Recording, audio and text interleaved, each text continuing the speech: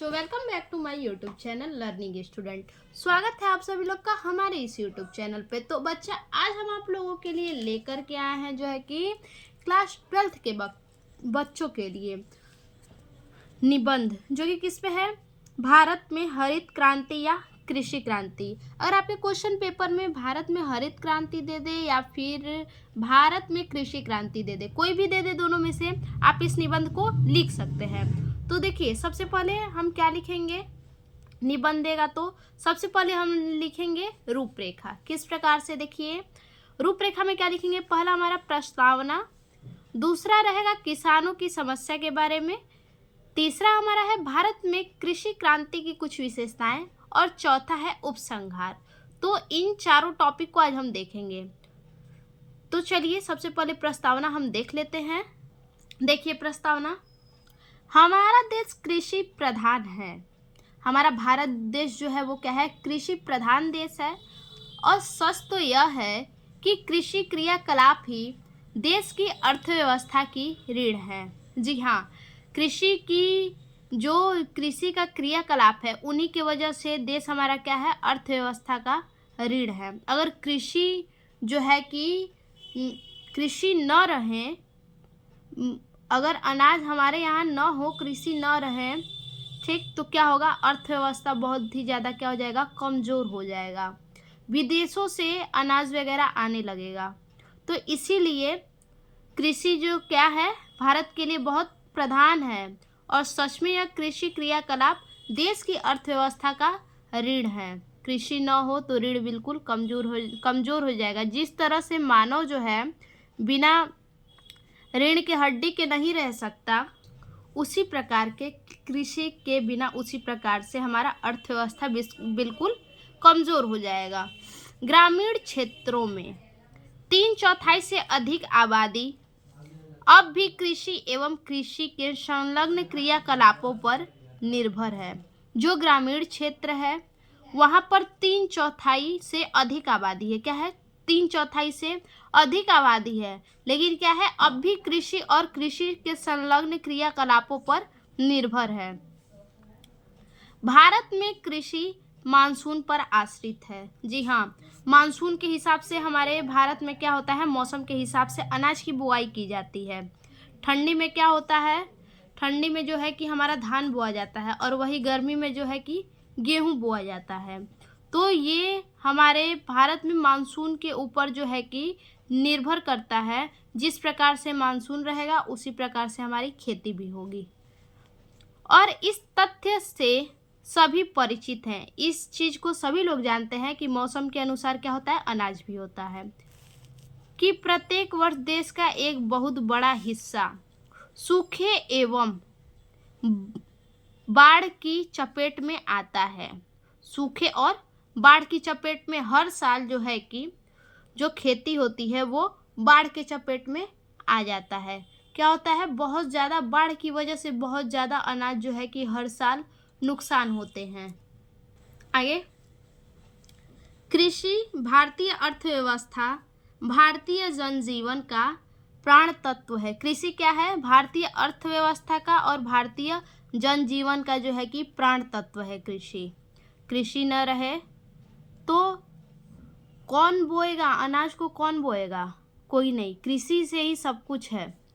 अंग्रेजी शासन में भारतीय कृषि का पर्याप्त हास्य हुआ। हास्य मतलब कमी। अंग्रेजों के शासन में जो है कि भारतीय जो कृषि थे उनका क्या हुआ, बहुत बड़ा नुकसान हुआ है। क्योंकि उस समय क्या था कि कर लगता था, यानी जो है कि ऋण देना पड़ता था कृषि लोगों को। ज़मीन पे, जिसके ज़मीन पे या फिर अपने ज़मीन पे भी अगर कुछ बो रहे हैं तो उसका क्या, कर देना पड़ता था। यानी ज़मीन भी अपना, खेती भी अपना, उसके बाद बिना बात के कर देना पड़ता था। तो इससे क्या है, भारतीय कृषि को क्या था, जो अंग्रेजी शासन थे उनसे बहुत बड़ा हानि था। देखिए अगला हेडिंग हमारा क्या है, किसान की समस्या। देखिए किसान की क्या समस्याएं हैं। भारतीय अर्थव्यवस्था कृषि पर आधारित है।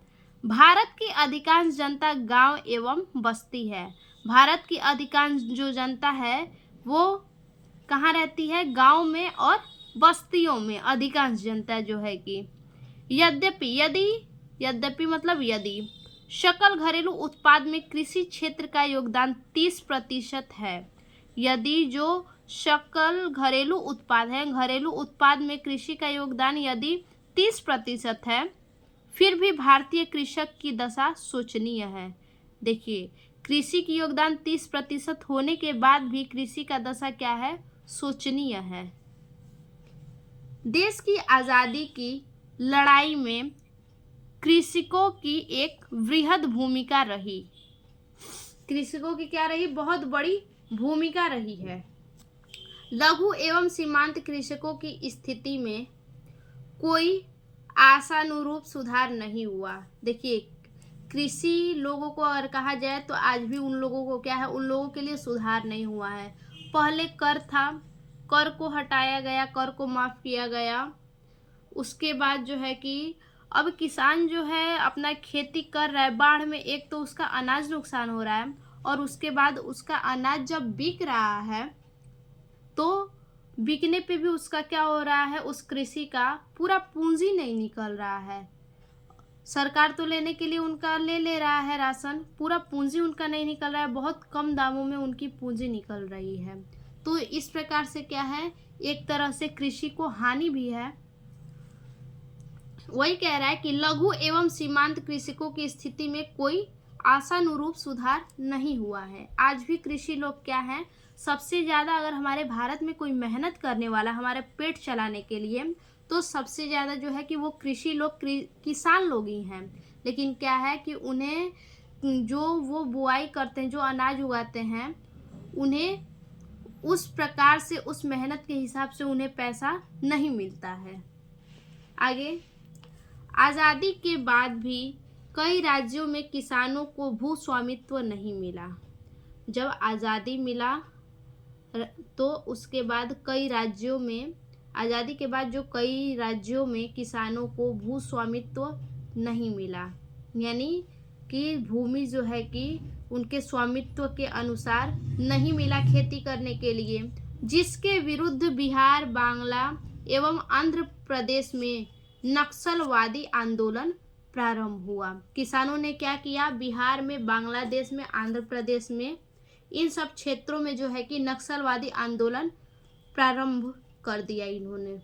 जाहिर सी बात है, अगर किसानों का जिस हिसाब से मेहनत कर रहे हैं, अगर किसानों का उस हिसाब से उन्हें पैसा न मिले तो कोई भी क्या होगा? आंदोलन जरूर शुरू करेगा। तो वही इन्होंने नक्सलवाद आंदोलन प्रारंभ किया था।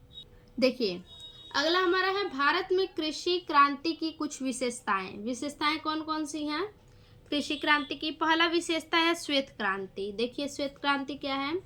श्वेत क्रांति देश में सहकारी आंदोलन की सफलता की कहानी। श्वेत क्रांति क्या है? सहकारी जो आंदोलन है, सहकारी, सरकारी नहीं, सहकारी आंदोलन की सफलता की कहानी है।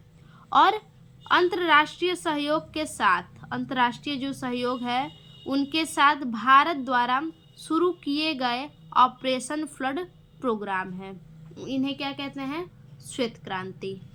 आगे है भारत का पोल्ट्री उद्योग। पोल्ट्री उद्योग का मतलब जहां अंडे होते हैं, अंडे के लिए 8 से 10% और बेहतर नस्ल और आधुनिक प्रबंध के कारण बॉयलर के लिए 15 से 20% की दर से बढ़ रहा है।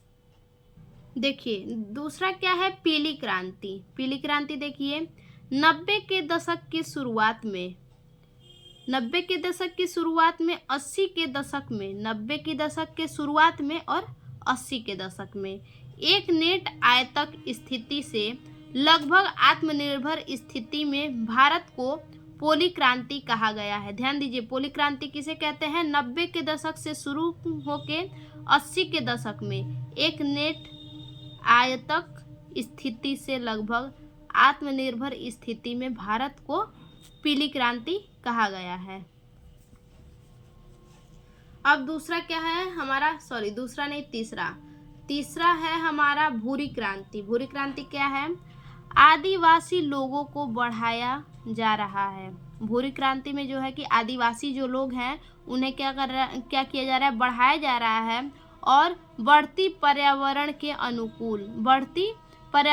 अनुकूल और सामाजिक रूप से जिम्मेदार कॉफी को प्रोत्साहित करने के लिए कॉफी को प्रोत्साहित किया जाता है।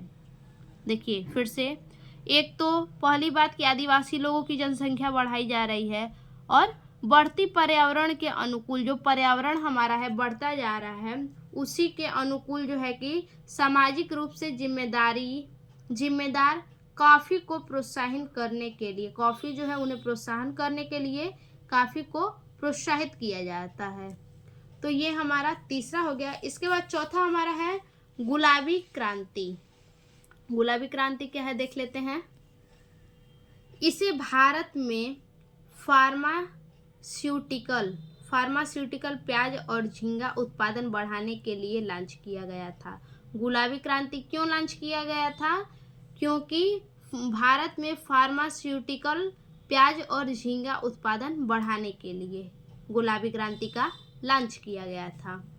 तो देखिए अब इसके बाद आगे हमारा हेडिंग है और लास्ट हेडिंग जो है कि वो है उपसंहार। देख लेते हैं इसे भी।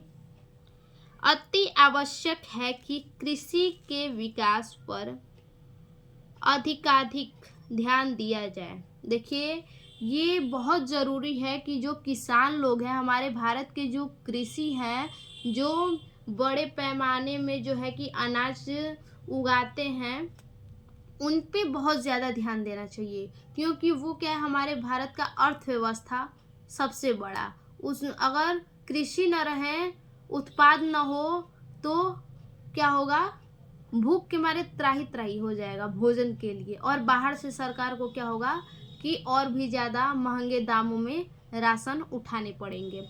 इसीलिए भारत के जो किसान हैं बड़े बड़े, उन पे जो है कि बहुत ही ज़्यादा ध्यान देना चाहिए।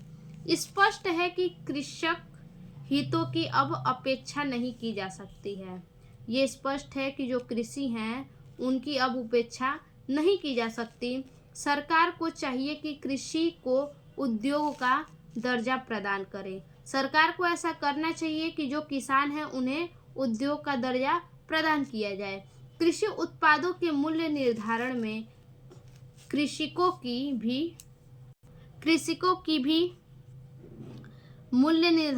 कृषकों को भी भागीदारी सुनिश्चित की जानी चाहिए। जो कृषि हैं उनका भी भागीदारी जो है कि सुनिश्चित किया जाना चाहिए। कहाँ पे? उत्पाद के मूल्य निर्धारण में इनका भागीदारी होना चाहिए। भूमि सुधार कार्यक्रम के दोषों का निवारण होना जरूरी है। जो भूमि सुधार का कार्यक्रम है उनके दोष जो हैं, भूमि सुधार में जो भी दोष हैं उनका निवारण करना चाहिए। सरकार द्वारा किसानों की मांगों और सरकार के द्वारा जो किसान का मांग है और उनके आंदोलन पर, किसान के मांगों पर और किसान के आंदोलन पर गंभीरतापूर्वक विचार करना चाहिए। तो ये हमारा हुआ किसान क्रांति पर, भारत में कृषि क्रांति पर निबंध। फिर से मिलते हैं एक और नए वीडियो में, तब तक के लिए धन्यवाद।